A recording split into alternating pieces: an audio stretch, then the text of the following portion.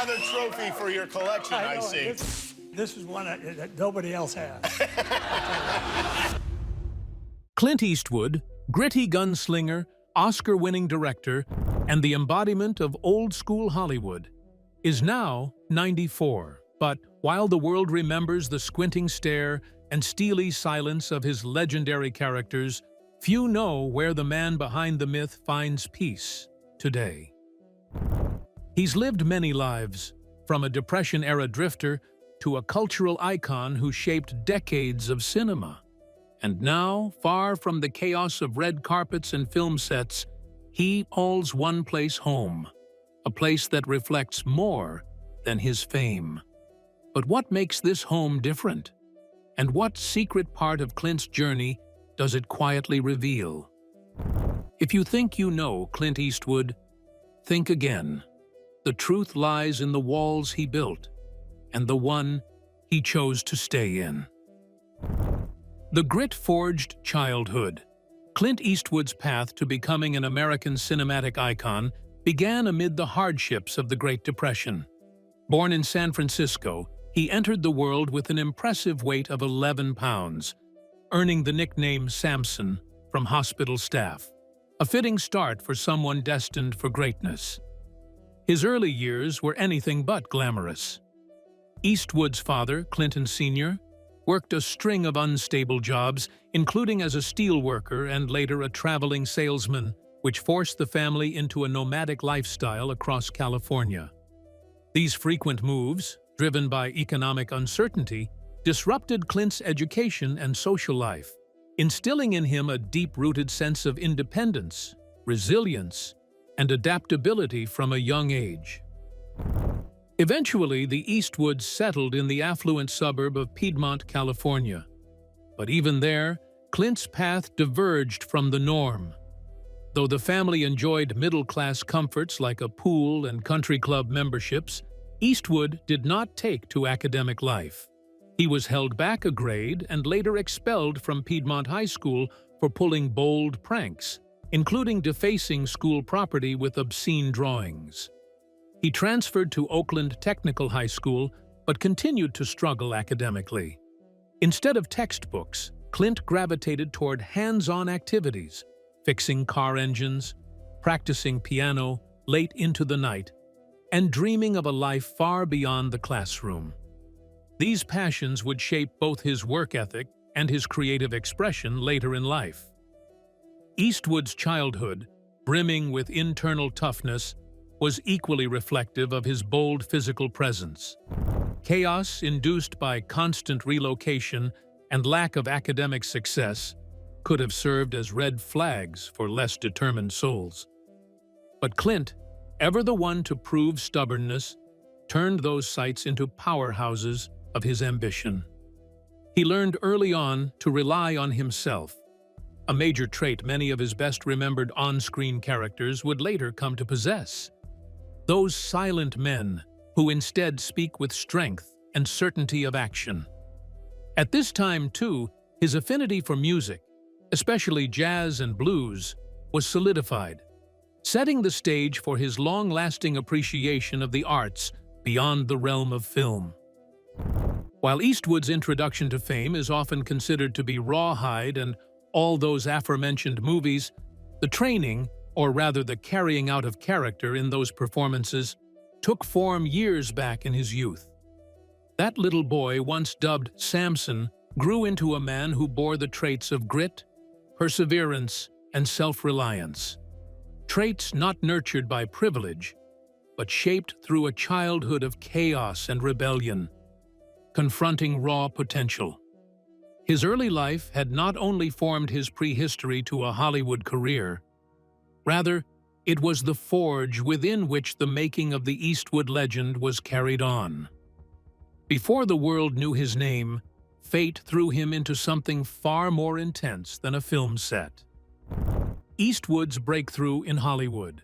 Clint Eastwood's path to stardom began not in a film studio, but in the U.S. Army, where he was drafted during the Korean War in 1951. Assigned as a swimming instructor at Fort Ord in California, Eastwood's time in the military would unexpectedly set the stage for his future in entertainment. One pivotal moment came when a military flight he was on experienced a catastrophic engine failure, forcing a crash landing in the Pacific Ocean. Eastwood swam more than 2 miles through frigid waters to shore, an ordeal that not only showcased his resilience but later added depth to his performances in roles that required quiet endurance and toughness. After his military service, Eastwood worked a series of jobs: lumberjack, gas station attendant, and piano player in Oakland bars, before a chance introduction to a Universal Talent Scout led him into the film world. Though he had no formal acting training, his tall frame and striking presence landed him small parts, eventually leading to his breakthrough role as Rowdy Yates in the Western television series Rawhide from 1959 to 1960. The show was a hit and made Eastwood a household name, introducing audiences to the stoic charisma that would become his trademark.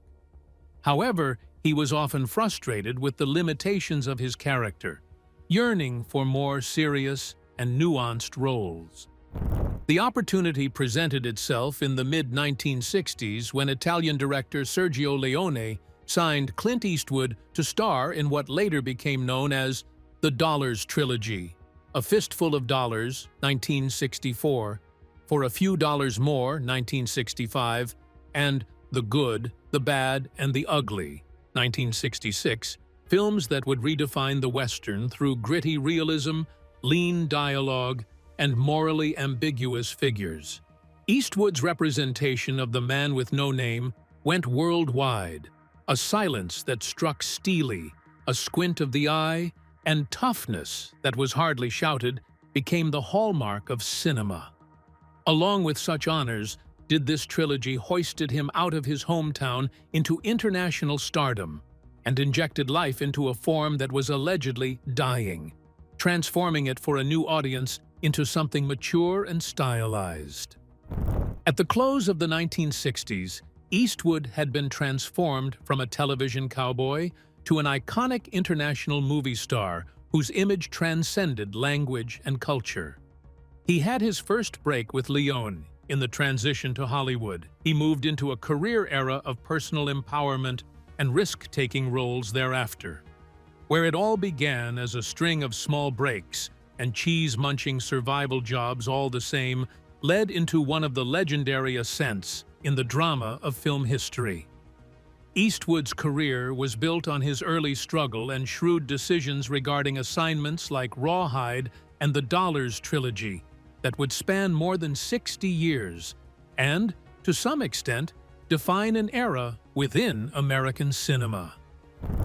Dirty Harry to director, Clint Eastwood's on-screen persona underwent a powerful transformation in the 1970s, beginning with one of his most iconic roles, Inspector Harry Callahan in Dirty Harry, 1971. The film redefined the cop genre and introduced audiences to a new kind of lawman, gritty, morally ambiguous, and willing to bend the rules in the name of justice. Eastwood's portrayal of the no-nonsense San Francisco cop turned him into a cultural symbol of toughness and defiance, with the famous line, "Do you feel lucky, punk?" entering the lexicon of American cinema. Throughout the 5 Dirty Harry films, Eastwood cemented his status as a box office titan, embodying the rugged American individualism that audiences craved during a time of social upheaval. However, Eastwood was never content to remain pigeonholed in one type of role. By the late 1970s and early 1980s, he began exploring opportunities behind the camera, seeking more control over the stories he told. His directorial debut came with Play Misty for Me, 1971, a psychological thriller that hinted at his emerging style, suspenseful, character-driven, and emotionally nuanced.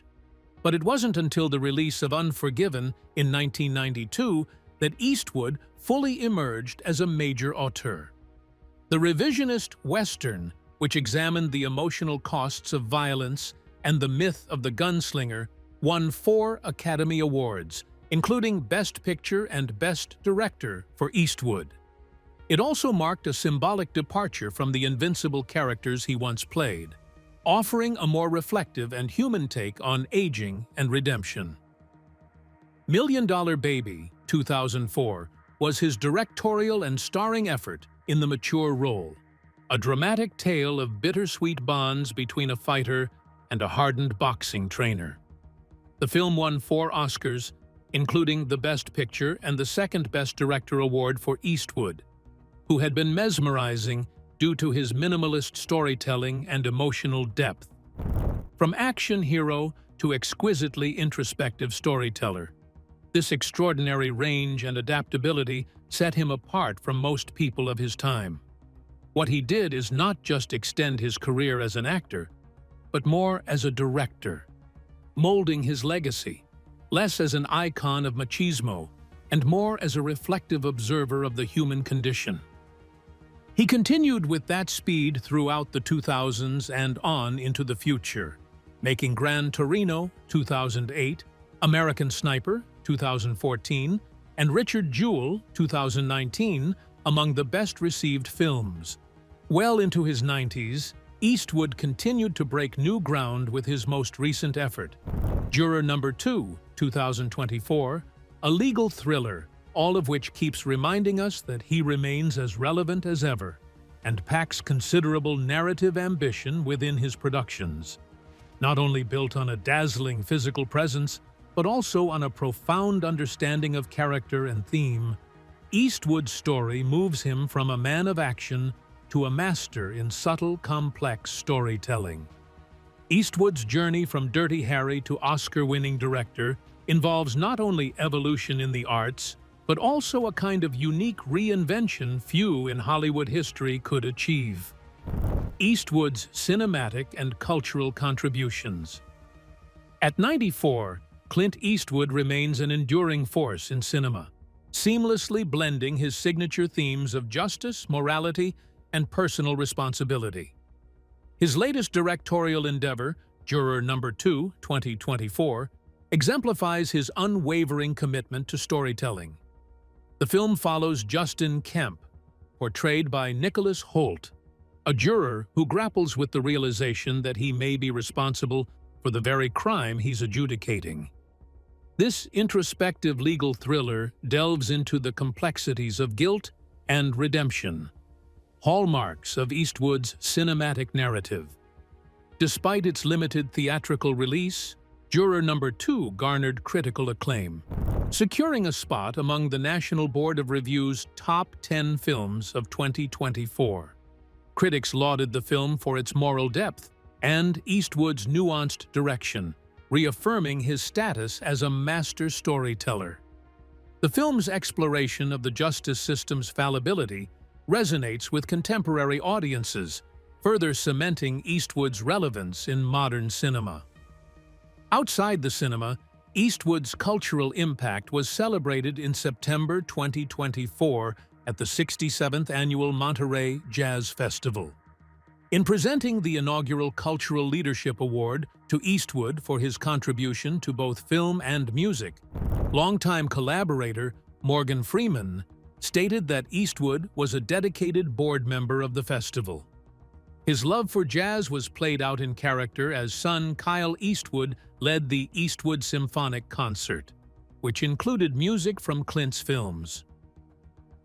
Eastwood's contribution is now etched in history as a man with an unending quest for perfection in his arts, with equally timeless impact on American culture.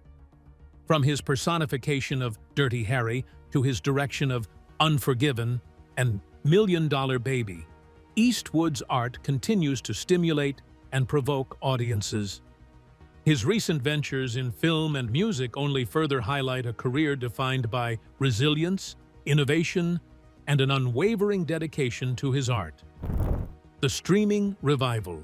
Clint Eastwood's 1973 Western High Plains Drifter has experienced a remarkable resurgence over 5 decades after its initial release. Recently added to Netflix, the film has climbed into the platform's global top 10 chart, introducing a new generation to Eastwood's enigmatic portrayal of the nameless stranger. This renewed interest underscores the timeless appeal of Eastwood's storytelling and the Western genre's enduring resonance.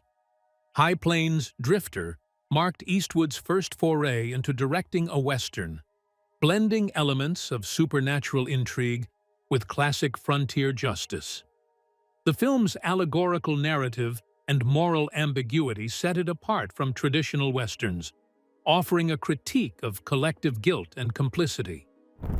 Eastwood's dual role as director and lead actor showcased his evolving cinematic vision, influenced by his collaborations with Sergio Leone and Don Siegel. This movie is streamed via various sources like Netflix, rekindling the old-time fans and attracting new viewers. That is, the ever-increasing popularity of streaming on Netflix is reflected in its vital contribution to bringing up the new top 10 global films on their list. It is indeed a good reflection of how films are consumed today. Classic cinema, animated life because of digital availability, and the larger prevailing trend of appreciating the depth and craft of theme and style in the genre. And as High Plains Drifter moves forward, attracting everyone's attention throughout the world, so is Clint Eastwood's indelible mark on the Western. So the revival becomes yet another vindication of the storyteller in him, whose narratives transcend time and even the current one, which is so bombarded with contemporary material. The success of the film in the new millennium proves that classic cinema can endure digitally. Another compelling layer to High Plains Drifter's resurgence is its relation to contemporary social problems, a subject that many viewers are now re-examining through modern lenses.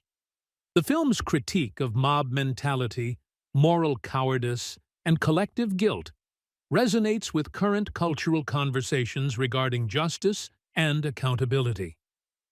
Film scholars have noted that through this early directorial work, Eastwood was not merely revisiting the Western. He was subverting it.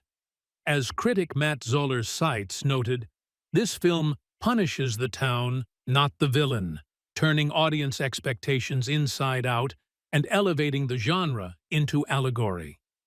It is this thematic complexity that partially accounts for the recent re-engagement, meaning for younger viewers who have grown up viewing multi-layered storytelling. In its way, Eastwood's haunting frontier parable remains a window into the transformation.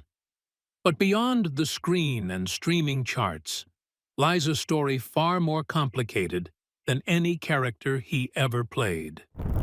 Family ties and fractures. Clint Eastwood's personal life has long mirrored the layered complexity of the characters he portrays on screen, stoic, enigmatic, and marked by both strength and vulnerability. While Eastwood has been notoriously private, his romantic relationships and family dynamics have often made headlines due to their unconventional nature. He has fathered 8 children with 6 different women, spanning decades of high-profile and private relationships. His first marriage to Maggie Johnson in 1953 lasted nearly 30 years, but it was punctuated by numerous extramarital affairs that ultimately strained the union beyond repair. Among the most revealing chapters in Eastwood's personal story is the discovery of his daughter, Laurie Murray, whom he fathered during an affair before his marriage to Johnson. Laurie was given up for adoption at birth and only reconnected with Eastwood decades later through her own investigation. Eastwood reportedly embraced her upon learning the truth, though the timeline of his awareness remains unclear. He also had a long-standing affair with stuntwoman Roxanne Tunis, with whom he had a daughter, Kimber. These relationships, conducted during his marriage to Maggie, exposed Eastwood's struggle between commitment and independence, elements that often echo in his film roles. In the 1980s, Eastwood propelled all ahead and had a highly controversial yet stormy affair with actress Sandra Locke. Locke herself was still married, and she moved into Eastwood's place and did many films with him. Eventually, Their affair fell apart with allegations of emotional blackmail and coercive control, and they went into a highly publicized court battle. During this time, he also had secret love connections with a flight attendant in Jocelyn by fathering two kids called Scott and Catherine, furthering their rearing privately until adulthood without public recognition of their father. Scott, however, became an actor much like Eastwood after the father his pathos. Indeed, as splintered as his sexual life may be, Eastwood enjoys a fundamentally positive relationship with his children. He has a daughter, Francesca, with actress Frances Fisher, and another one, Morgan, with his second wife, news anchor Dina Ruiz. His marriage to Ruiz ended in 2013, but Eastwood has found some form of comfort in a quiet relationship with Christina Sandera, an erstwhile restaurant hostess. Now, Eastwood is seen as a supportive father and grandfather, a private man hiding from the Hollywood limelight when it comes to family affairs. His private life, full of passionate romances, conflicts between them, and ultimate reconciliations, gives more flavor to the legacy of a man whose story outside the screen can compete with any of the films he has made. Homes of a Hollywood Titan.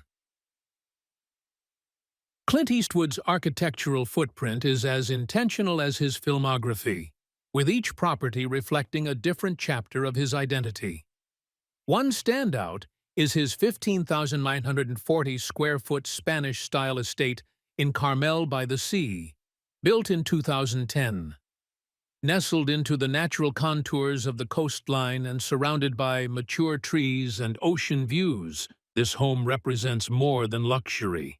It captures Eastwood's love for peace, design, and the California coastline. This isn't just a retreat. It's where Eastwood's personal and creative worlds quietly meet, removed from the noise of Hollywood, yet rich in narrative.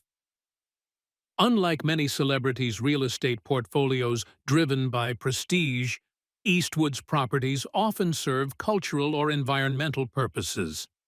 His involvement in preserving Carmel's historical Mission Ranch is a case in point.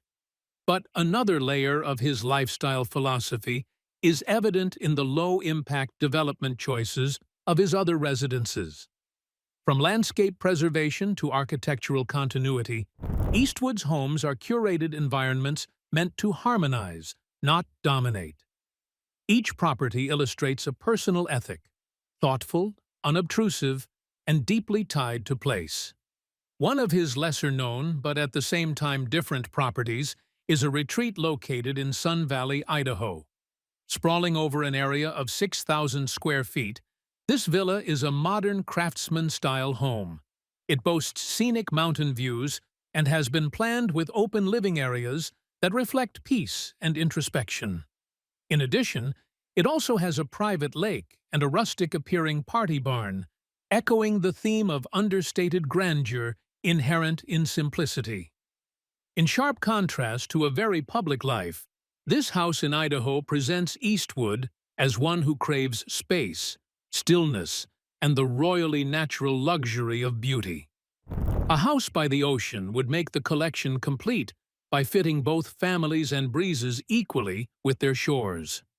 The acquisition was about 1.13 acres of heaven that were even featured on Mrs. Eastwood and Company. Fans got a brief inside scoop into his lifestyle. But the crown jewel among them is the entire 2,000 acres making up Tahama Golf Club in Carmel Valley. Curated land such as this is a blend of sustainability, recreation, and refined solitude.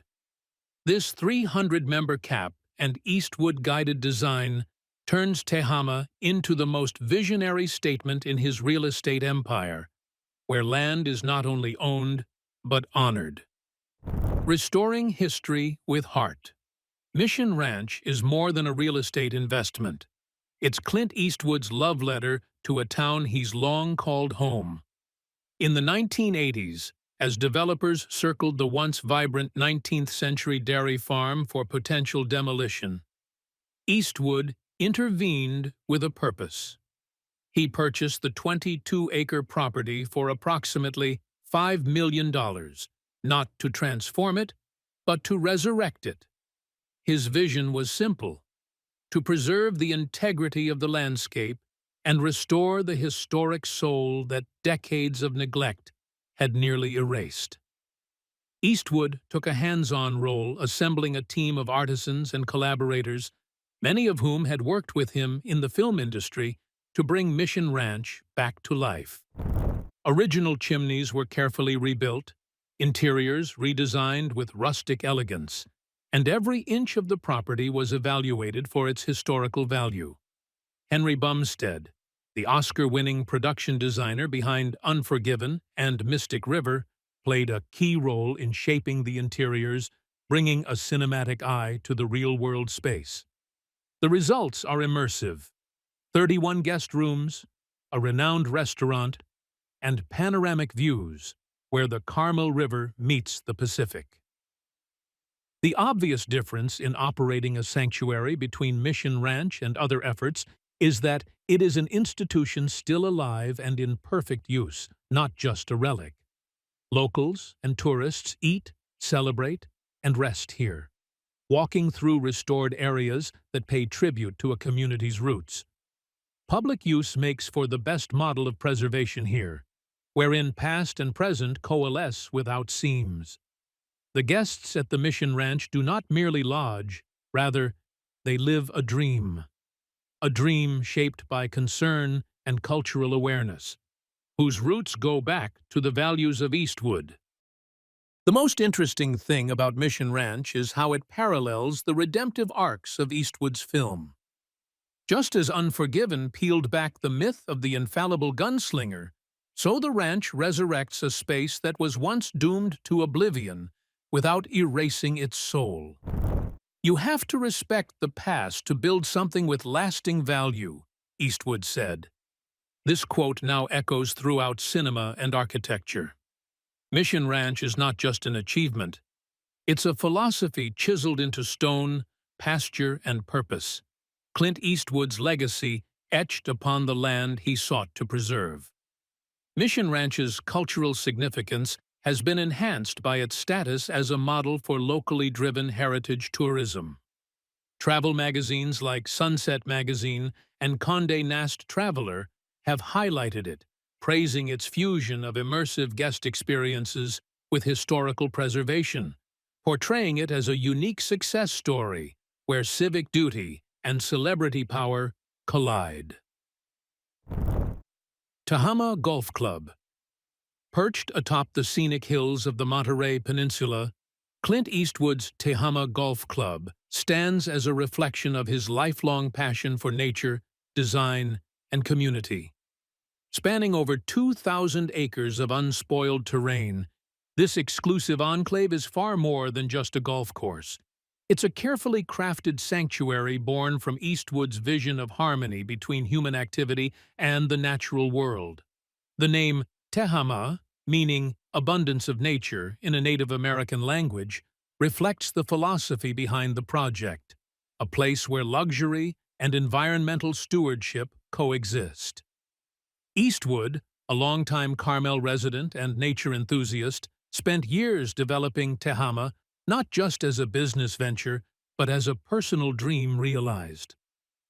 Drawing inspiration from his early years working as a golf caddy, he sought to create the perfect course, one that would blend seamlessly with the rugged beauty of the Santa Lucia Mountains and the Monterey coast. The 18-hole course was designed to preserve the land's natural contours, ensuring panoramic views and a peaceful, immersive experience. Rather than overdeveloping, Eastwood implemented strict environmental guidelines to maintain Tahama's pristine condition, emphasizing sustainability and respect for the surrounding ecosystem. The Spanish-style clubhouse of the Tahama comes with 18,000 square feet. This will be a masterpiece of innovation and understatement. While being built with rustic materials such as pecan wood and antique chandeliers, arched windows give a feeling of an old-world retreat. More than a modern country club, the clubhouse has that old-world retreat atmosphere. Eastwood had a longtime film collaborator, Henry Bumstead, to consult on the interior design, which gives the place the same warm, detailed quality that characterizes all Eastwood films. Everything, as much as the architecture goes, from the club itself right down to the tiniest details, reflects Eastwood's own real touch and sensitivity. And possibly the most defining feature of Tahama, among all other attributes, is the sense of community that comes with it. There would only be a limited number of memberships, only 300 in all, for a close-knit environment opened only to those who value serenity equally with camaraderie. When Eastwood saw Tahama, he envisioned it not only as a golf place, but perhaps even a more soliciting part to enjoy where people could gather on somewhat of the same page in their love for nature, art, and good conversation. With this, Clint has indeed shown yet again the efficacy of the visions turned into fruits, building not a golf club, but rather the tangible instantiation of his beliefs. Simplicity, genuineness, and the eternal influence of place.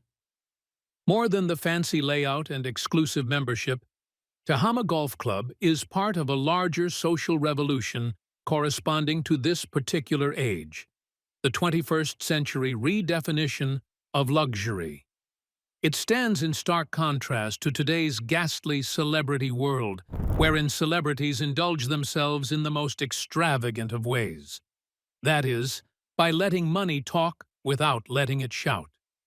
Eastwood's Tahama, in comparison, advocates environmentally sustainable, intentional lifestyles above all, without the added drama and romance, while bringing about things such as low density and keeping wildlife corridors and native landscaping on its campus, all further endpoints depicting current sustainable luxury. Well, as architectural critic Alan Hess once put it in an interview with Architectural Digest, Tahama is an exception in celebrity real estate by its shortage of pretensions. In that sense, Tahama serves a dual purpose, a personal sense of taste for Eastwood, and the quiet antithesis to the hollowness that a number readily associate with Hollywood. Yet not all of Eastwood's creations sprawl across mountains. Some are hidden just steps from the sea. The house that Clint built. Perched just a block from the Pacific Ocean in Carmel-by-the-Sea, California, Clint Eastwood's former residence, known as Lasandas, has recently been listed for $21 million. This Spanish Revival-style mansion, constructed in 1924, served as Eastwood's home from 1981 to 1996, encompassing his tenure as the town's mayor from 1986 to 1980. The estate's proximity to the ocean and its architectural significance make it a notable piece of Hollywood and Carmel history. Spanning 4,442 square feet, the three-level home boasts 4 bedrooms, 4 full bathrooms, and a powder room. Crafted from Carmel stone with a clay tile roof, the residence features mahogany wood beams, cherry wood floors, and plastered walls, reflecting the timeless elegance of its Spanish Revival design. Interior highlights include a sunlit living room with ocean views, a formal dining room with a fireplace, and a craftsman-style kitchen adorned with Spanish-style tiling and top-tier appliances. A built-in breakfast nook offers a cozy spot to enjoy the coastal scenery. The uppermost end of the primary suite resembles a small private apartment, replete with vaulted wood-beamed ceiling, large windows, a fireplace, and sitting area, and its own stone terrace high among the treetops. Hand-painted clawfoot tub and oversized steam shower situated in the ensuite bath. Among other amenities are a temperature-controlled wine cellar, a family media room, and various outdoor terraces, all surrounded by lush landscaping. In addition, there is a detached garage of stone for 2 cars, plus plenty of parking space.